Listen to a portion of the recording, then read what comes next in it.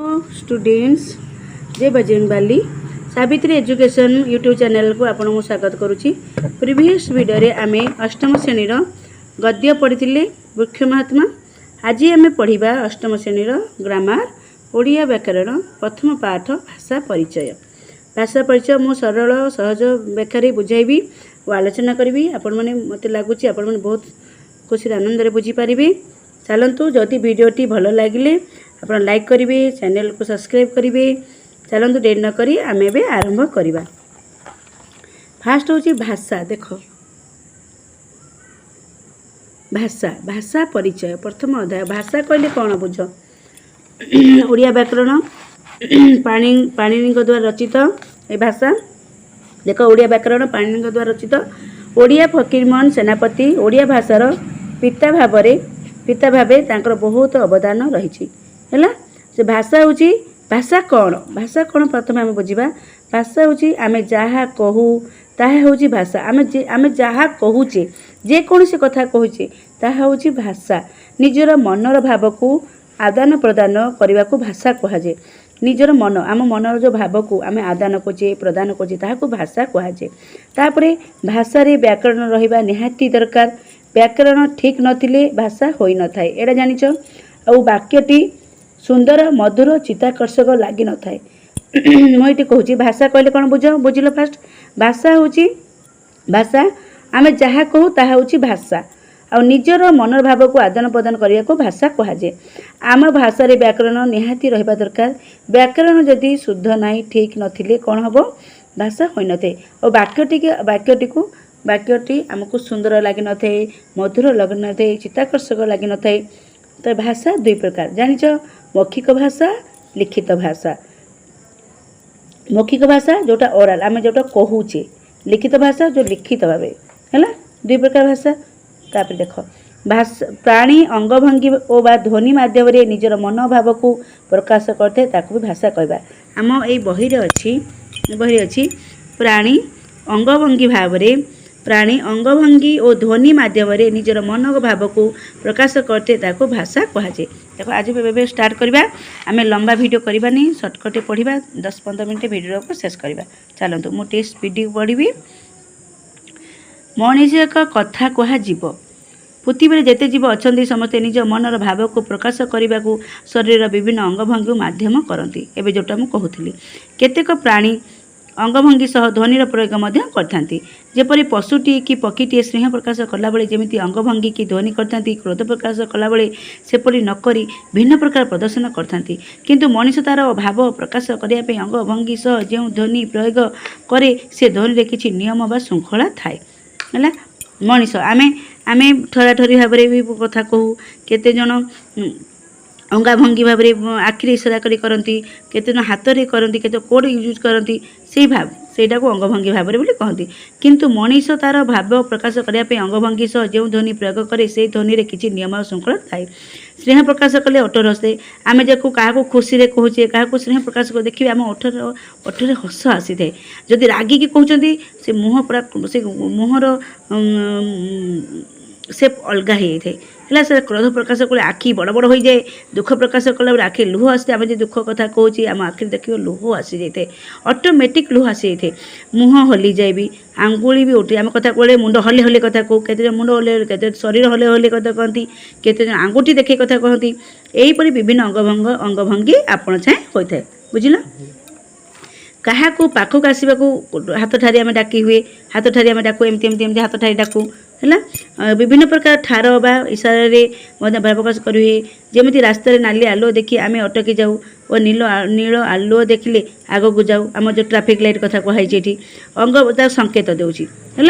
अंगभंगी माध्यम संकेत देवार क्रिया पशुपक्षी और मनीष समस्त नारी स्वाभाविक भाव सृष्टि होता है। केवल मनीष केते गुड़े संकेत निजे तैयारी करते यथा पूर्व कहुआ नील किंबा नाली आलुओ जो ट्राफिक लाइट कथा कहूँ। आमे जाऊँचे आम रास्ते जाऊँचे आम हस्पिटाल जाऊँ प्लस चिन्ह देखते हस्पिटाल बोली कहूचे। तब पोस्ट ऑफिस जाऊँचे पोस्ट ऑफिस से देखले पोस्ट ऑफिस आसला बोली कहूचे। एमती संकेत पर कौन तार मुखर ध्वनि माध्यम भाव प्रकाश प्रयास करता चेष्टा करें है। विभिन्न अंचल संकेत मान कालक्रमे तैयारी होता है।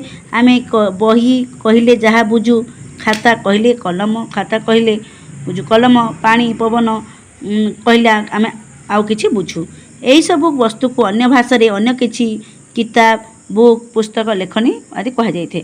सेमिति भल मंद, सुंदर असुंदर, जीवा आसवा, पढ़ा, खेलिबा आदि असंख्य शब्द आम जमी कहूँ सेमिति न कही अन्य अंचल रे लोके आउ किछि प्रकार रे कहती और बुझती। एटा जानते है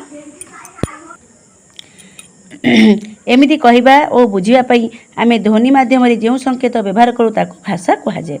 यही कहवा और बुझा भितर केतेक नियम काम करुए। उदाहरण स्वरूप आम च ओ क कहले चक बुझू, जहाँ गोलाकार होते एमती गोलाकार होते, घूरी पारे इत्यादि। यह भिन्न भिन्न कथा भिन्न भिन्न यथा शगड़र चक, रेलगाड़ी चक, मोटर गाड़ी चक, साइकेल चक, जंत्रपात चक, एपरी आहरी अनेक प्रकार हो पारे। किंतु च ओ क कहले चक आम खड़ी जोटा आम ब्लैक बोर्ड आम लिखुचे बुझू, जहाँ साहाय्य कलापट लिखा जाए। यह पुणी धड़ा किंबा अन्य रंगर हो पाए। विभिन्न प्रकार चक अच्छी, नाली, नेली, शागुआ सब विभिन्न प्रकार अच्छी। तेणु चक उच्चारण नियम चक च करे हलांत लगुच, उच्चारण ठार अलग अच्छी। सेमिति देख आम चक कहे मैंने आम गाड़ी चक बुझे, चक कहले खड़ी आम बुझुचे। बुझे पिला मैंने आम एसबू इच्छा यह पुणी धला किंबा अन्य रंग हो पारे। तेणु चक उच्चारण नियम चक उच्चारण ठारू अलग। सेमिति हाथ को आम एक अंग बुझू, से दीर्घई कार देले हाथी हो जाए। हाथ यहाँ हूँ आम हाथ, आम हाथ बुझू। हाथ जो हाथी तरे दीर्घ गला हाथी, पशु को बुझू बा प्राणी को बुझू। आम एसबू इच्छा करी तैयारी करूना बा बदल पारिबा नहीं। प्रत्येक अंचल से छोट हो कि बड़ सबुठी निर्दिष्ट केतक नियम एमती शब्द माने समयक्रमे तैयारी होइछंती। एगुड़िक सजेबारे नियम व्यवहारकारी निर्दिष्ट। बुझीपारुछ? इजी लगुची?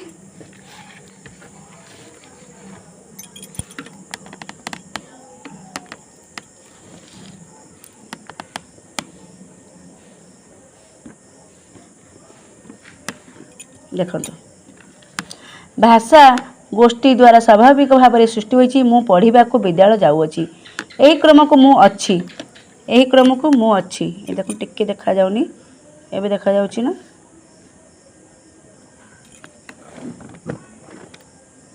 देखा जाउची। देखो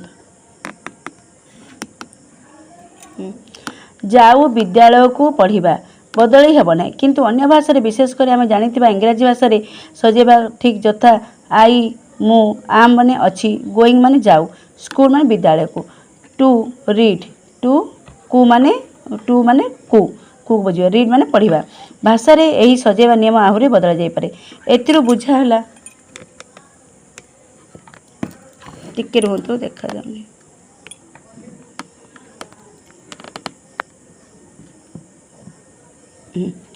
एथिरु बुझी हला जे आमे जहाँ कहबा तार शब्द मानक गठन रे नियम अछि, वाक्य मध्य नियम रही। यही एक निर्दिष्ट नियम माने कह जाउतबा कथा को भाषा कहा जाए। जोटा इंपोर्टेंट अंडरलाइन कर दिंतु। पुणी मुहरे कह जाउतबा यही कथा मध्य लिखा जाई पारे। कह जाउतबा कथा को साइती रखिबा पई आम अन्य समय देखा देखापी दूर रे निर्दिष्ट भाषा जानता व्यक्ति पाके पहुँचापी भाषार देखा जाउतबा एही रूपटी लिपि होची। लिपि ए सब भाषा न थाई पारे। पृथ्वी अनेक भाषा एपरिक आम प्रदेश केतेक आदिवासी भाषा लिपि नाही। आमे आज जो सब शिक्षा, स्वास्थ्य, ज्ञान विज्ञान उन्नति घटी सब लिपि जो संभव हो, क्या जो लिपि जो संभव हो पार्ची। लिपि द्वारा भाषा को लेखी हुए, रखी हुए, अन्य को देई हुए और निज पाई नहीं हुए। लिपि द्वारा कौन कौन करी हुए? भाषा को लेखी हुए, रखी हुए, अन्य को देई हुए और निज पाई नहीं हुए। लिपि आमे कहूता भाषार ध्वनि मान दृश्यमान आकृति। एथुर आमे जानिलु कौन? भाषा मनीष कहूता ध्वनि जहाँ नियमबद्ध भाव शब्द वाक्य प्रकाशित होता है। लिपि एक सार्थक ध्वनि गुड़िकर प्रतीक। लिपि कहार प्रतीक अटे? सार्थक ध्वनि गुड़िकर प्रतीक अटे। वेरी इंपोर्टेंट क्वेश्चन है। देखो तो टिके एपट सेपट होची वीडियोटा, बही देखा जाउनी। देखो ସବୁଠାରୁ ଗୁରୁତ୍ୱପୂର୍ଣ୍ଣ କଥାଟି ମନେ ରଖିବାକୁ ହେବ ଯେ ମଣିଷ କହିପାରୁଥିବା ଓ ତା'ର ନିଜର ଭାଷା ଥିବାରୁ ବିକାଶ ସମ୍ଭବ ହେଉଛି। ଧର୍ମ ଧାରଣ ପାଇଁ ଭାଷା ଦରକାର, ପାଠ ପଢ଼ିବାକୁ ଭାଷା ଦରକାର, ଚାଷ କରିବାକୁ, ଘର ତିଆରି କରିବାକୁ, ପାଠ ପଢ଼ି ଡାକ୍ତର, ଇଞ୍ଜିନିୟର, ହାକିମ, ଶିକ୍ଷକ କିମ୍ବା ଆଉ ଯାହା ହେବାକୁ ଭାଷା ଦରକାର। ଭାଷା ହେଉଛି ଆମ ସବୁଠି ଦରକାର, ନିହାତି ପାଠ ପଢ଼ିବା ଦରକାର, ସବୁ ଜିନିଷ ପାଇଁ ଭାଷା ଦରକାର। ଭାଷା ଅଛି ବୋଲି ଶିକ୍ଷା ଅଛି, ସଭ୍ୟତା ଅଛି, ସଂସ୍କୃତି ଅଛି, ଇତିହାସ, ଭୂଗୋଳ, ଦର୍ଶନ, ବିଜ୍ଞାନ, ବାଣିଜ୍ୟ ସବୁ ଅଛି। ଯଦି ଭାଷା ଅଛି ସବୁ ଅଛି। ଏଇ ଯେଉଁ ସଭ୍ୟତା ଅଛି, ସଂସ୍କୃତି ଅଛି, ଇତିହାସ ଅଛି, ଭୂଗୋଳ ଅଛି, ଦର୍ଶନ ଅଛି, ବିଜ୍ଞାନ ଅଛି, ବାଣିଜ୍ୟ ଅଛି, ଭାଷା ନାହିଁ ତ କିଛି ନାହିଁ।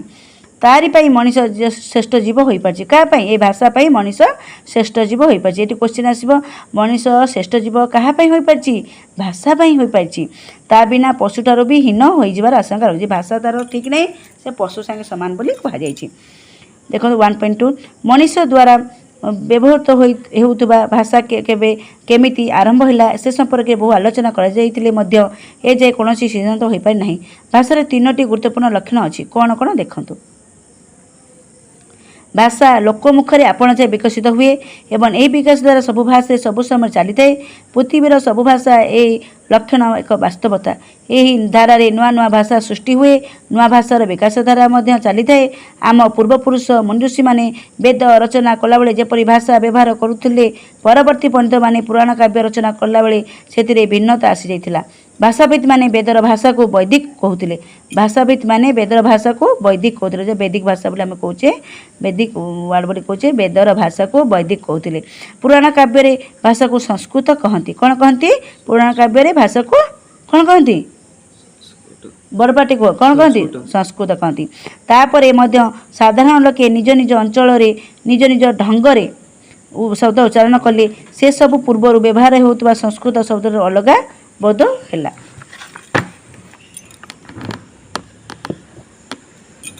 ଦେଖନ୍ତୁ, ପର୍ବତକୁ ଆମେ ପାବତ, ମୟୂରକୁ ମରହି, ଧାତୁକୁ ଧାଉ, ଏହିପରି ଅସଂଖ୍ୟ ଶବ୍ଦ ନୂଆ ଆଚରଣ କ୍ରମଶଃ ସୃଷ୍ଟି ହେଲା। ଏହାର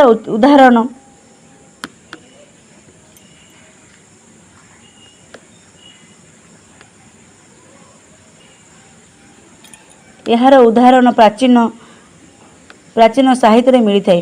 ଆଜି ମଧ୍ୟ ଆମ ଭାଷାରେ ନଦୀକୁ ନଈ, ଗୃହକୁ ଘର, ମୂର୍ତ୍ତିକାକୁ ମାଟି କହୁଛୁ। ଏମିତି ଭାବରେ ପୃଥିବୀର ସବୁ ଭାଷା ସମୟକ୍ରମେ ଲୋକମୁଖରେ ସ୍ୱାଭାବିକ ଭାବେ ବଦଳିଛନ୍ତି ଓ ଏହି ଭାଷାର ଦୁର୍ବଳତା ନୁହେଁ ବରଂ ସ୍ୱାଭାବିକ ଲକ୍ଷଣ ସେଇଟା। ଏପରି ସମୟକ୍ରମେ ଆମ ଭାଷାରେ ପର୍ବତ, ମୟୂର, ଧାତୁ ପରି ଅସଂଖ୍ୟ ଶବ୍ଦ ପୁଣି ବ୍ୟବହାରକୁ ଆସିଲେ। ଚାଲନ୍ତୁ, ଏଥିରୁ ଗୋଟିଏ ଗୁରୁତ୍ୱପୂର୍ଣ୍ଣ କଥା ବୁଝି ହେଉଛି ଯେ ଭାଷା ପରିବର୍ତ୍ତନଶୀଳ ଓ ସଞ୍ଚରଶୀଳ। ଭାଷା କ'ଣ? ଭାଷା ହେଉଛି ପରିବର୍ତ୍ତନଶୀଳ ଓ ସଞ୍ଚରଣଶୀଳ। ଏହି ପରିବର୍ତ୍ତନ ଗୋଟିଏ ଦିନରେ ବା ଗୋଟିଏ ବର୍ଷରେ ହୁଏ ନାହିଁ, ବହୁତ ବର୍ଷ ଲାଗେ ଗୋଟିଏ ଜିନିଷକୁ ପରିବର୍ତ୍ତନ କରିବାକୁ ହେଲେ। ଶହ ଶହ ବର୍ଷ ଧରି ଲୋକମୁଖରେ ଏମିତି ହୋଇଥାଏ। ଏହି ସମୟ ଭିତରେ ଗୋଟିଏ ଅଞ୍ଚଳ ଭାଷା କହୁଥିବା ଲୋକେ ଅନ୍ୟ କୌଣସି ଭାଷା କହୁଥିବା ଲୋକଙ୍କ ସଂସ୍ପର୍ଶରେ ଆସିଲେ ଉଭୟ ଭାଷା ପରସ୍ପରଠାରୁ କିଛି କିଛି ଭାଷା ସମ୍ପଦ ଗ୍ରହଣ କରନ୍ତି।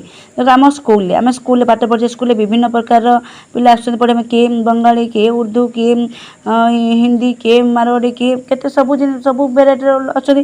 ଆମେ ତାଙ୍କଠୁ ଭାଷା ଗ୍ରହଣ କରୁଛେ ନା ନାହିଁ? କରୁଛେ ନା ନାହିଁ? ସେମିତି ଓଡ଼ିଆ ଭାଷାଭାଷୀ ଲୋକେ ଆଦିବାସୀ ଜନଜୀବନ ସହ ସଂସ୍ପର୍ଶରେ ଆସି ତାଙ୍କର ଅନେକ ଶବ୍ଦ ଓଡ଼ିଆ ଭାଷାକୁ ଆସିଥିବା ବେଳେ ଓଡ଼ିଆ ଭାଷାରେ ଅନେକ ଶବ୍ଦ ସେମାନେ ବ୍ୟବହାର କରନ୍ତି। ସ୍କୁଲ ଆସିଲେ କି କେଉଁଠିକି ଆମେ ବୁଲିଗଲେ ଆମେ କ'ଣ କରୁଛେ? ବିଭିନ୍ନ ଲୋକ ସାଙ୍ଗେ ମିଶିଲେ, ସମସ୍ତଙ୍କ ମିଶୁଛେ, ସମସ୍ତଙ୍କ ସାଙ୍ଗରେ କଥା ହେଉଛେ, ତାଙ୍କ ଭାଷା ତାଙ୍କ କଥାକୁ ଆମେ ଗ୍ରହଣ କରୁଛେ, ସେମାନେ ଆମ ଭାଷା କଥାକୁ ବି ଗ୍ରହଣ କରୁଛନ୍ତି। ଆମେ ନୂଆ ନୂଆ ଭାଷା ବି ଶିଖି ପାରୁଛେ। ଆମ ଦେଶରେ ଇଂରେଜମାନେ ଶାସନ କରୁଥିଲେ ଓ ଇଂରେଜ ଶିକ୍ଷାର ପ୍ରଚଳନ ମଧ୍ୟ ଥିବାରୁ ଆମେ ଚେୟାର, ଟେବଲ, ସ୍କୁଲ, କଲେଜ କହୁଥିବା ବେଳେ ସେମାନେ ଆମ ଭାଷାକୁ ପଣ୍ଡିତ, ଲାଠି, ଘେରାଉ ପ୍ରଭୃତି ଅନେକ ଶବ୍ଦ ନେଇଛନ୍ତି।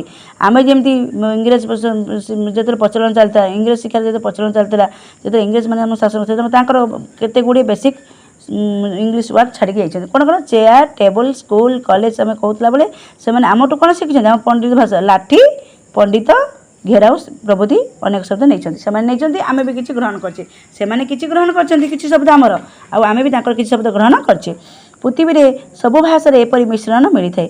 ଏଥିରୁ ବୁଝାଯାଏ ଯେ ଯେକୌଣସି ଭାଷା ଅବିମିଶ୍ର ନୁହେଁ। କ'ଣ? ଅବିମିଶ୍ରଣ ନୁହେଁ, ସାର କଥା।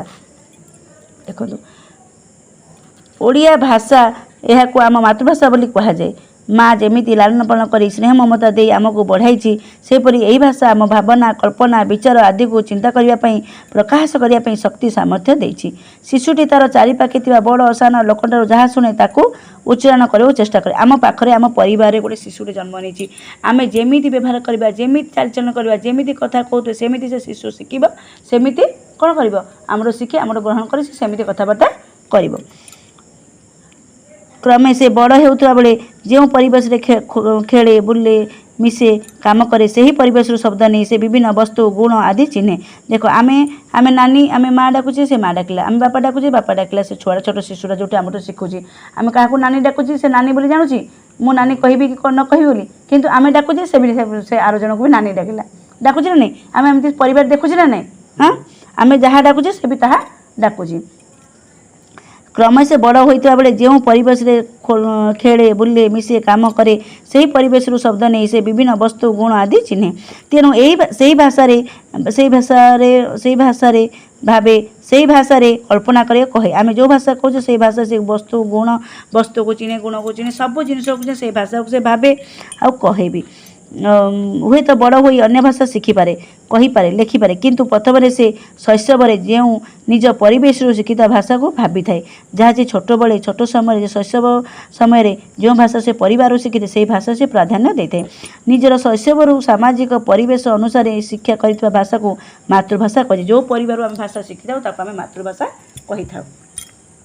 बंगाली भाषा बंगाली छुआ मैंने कहे बंगाली भाषा मातृभाषा है हिंदी मातृभाषा है कार मराठी मातृभाषा है कार गुजराती मातृभाषा है आमर ओडिया ओडिया मातृभाषा शिशुटी ओडिया कि ओडिया कहूबा माँ ठारू जन्म जदि विदेश में क्योंटी बढ़े तेबे सही स्थान और परिवेश भाषा तापाई मातृभाषा हो जाए।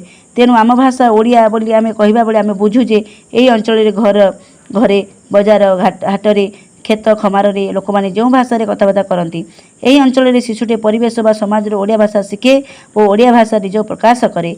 यही भाषा से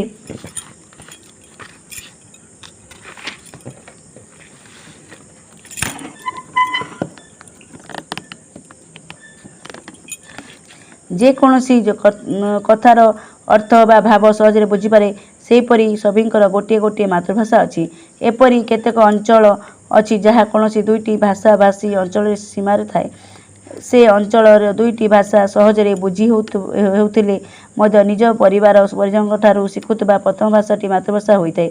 जेपरी बालेश्वर सीमांत ओडिया बंगला गजपति सीमांत ओडिया और तेलुगु व्यवहृत होते ओडिया परिवार शिशुटीर मातृभाषा ओडिया होता है। अनुरूप भाव में बंगला और तेलुगु भाषा टिके देखा जानी रुहतु अनुरूप भाव में बंगला तेलुगु भाषाभाषी परिवार बंगला बा तेलुगु शिशुर मातृभाषा होता है। जमी पूर्वर मुझे कहली बंगला भाषा बंगला मातृभाषा तेलुगु भाषाभाषी तेलुगु शिशुर मातृभाषा होता है। मराठी भाषा जो शिखुंट जो मराठी मातृभाषा होता है जो अंचल जो भाषा चले से भाषा मातृभाषा होता है। आज यहाँ हूँ प्रथम पाठ आम 8 क्लास ओडिया व्याकरण प्रथम चैप्टर भाषा परिचय यहाँ हूँ प्रथम पाठ। नेक्स्ट पार्ट मु अति शीघ्र अपलोड करुँची। बहुत बहुत धन्यवाद। आउ केमती लगुच पाठपढ़ा मो पाठपढ़ा शैलीटा बुझा शैलीटा केमती लगुच कमेंट्स में जनइबे निश्चित भाव में कमेंट्स में जनातु जहाँ भी डाउट लगुच जनातु मु बहुत खुशी बहुत आनंद अनुभव करी। आ नेक्स्ट सेकेंड पार्ट मो वीडियो अपलोड बहुत जल्दी करुँची। बहुत बहुत धन्यवाद। मो चैनल सब्सक्राइब करेंगे शेयर करेंगे आउ लाइक करेंगे बहुत बहुत परिमाण शेयर करूँ लाइक करूँ बहुत भल पाइबा दिंतु मो चैनल को। आउ लास्ट में आशा करुँची वीडियोटी बहुत बहुत भल लगी वीडियोटी भल लगी आपण तेरे वीडियो को लाइक शेयर करदे आउ नुआ थिले चैनल को सब्सक्राइब करदे आउ नोटिफिकेशन बेल को क्लिक करदे जिते बड़े भी वीडियो अपलोड होची आपण जानी पारबे। बहुत बहुत धन्यवाद। नमस्कार।